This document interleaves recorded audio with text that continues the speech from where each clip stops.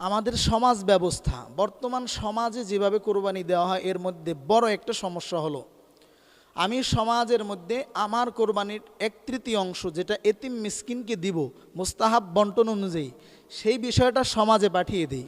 সমাজে দেওয়ার পরে সমাজের লিস্টের ভিতরে কিন্তু আমার নামও আছে। এখন যখন এই কোরবানির গোস্তটা বন্টন করা হয়, সমাজের লিস্ট অনুযায়ী ওই কোরবানি দাতারা ওই লিস্টের মধ্যে থাকে এবং বন্টন করার পর সেই এতিমকে যেই অংশটা দিয়েছি সমাজে, ওই অংশটা আবার আমি নিয়ে আসি। এটা কোনোভাবেই ঠিক নয়। এটা দান করে আবার কেমন যেন নিয়ে আসলাম। এবং এখানে আরও একটা সমস্যা, সেটা হলো এই সমাজ ব্যবস্থার ভিতরে আমার একটা সমাজে যদি 100 জন পরিবার থাকে সমাজের লিস্টে, এই 100 জনের ভিতরে ধরুন 20 জন কোরবানি দিয়েছে, আর 80 জন কোরবানি দেয় নাই।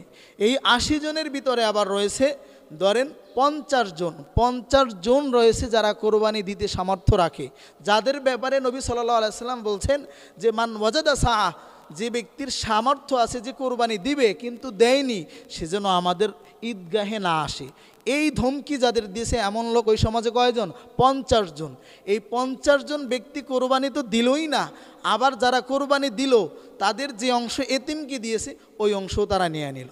সুতরাং দেখেন এই সমাজ ব্যবস্থার ভিতরে কত বড় একটা বিষয় রয়ে গেছে, আমরা খেয়াল করি না।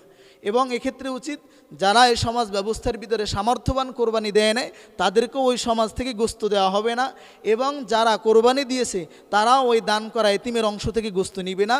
এছাড়া যারা এই সমাজের মধ্যে পাড়া প্রতিবেশী আছে তারা এই গোস্তটা বন্টন করবে। এক্ষেত্রে আরও একটা সমস্যা হলো, যে ব্যক্তি কোরবানি দেয় সে এটার মালিক, এই গোস্ত সে সম্পূর্ণটা ভোগ করবে নাকি সম্পূর্ণটা দান করে দিবে, নাকি আত্মীয় স্বজনকে দিবে, নাকি এই সমাজের বাইরের কাউকে দিবে। কিন্তু সমস্যা হলো এই সমাজের নিয়ম তাকে আটকে ফেলে, তার স্বাধীনতা এখানে থাকে না।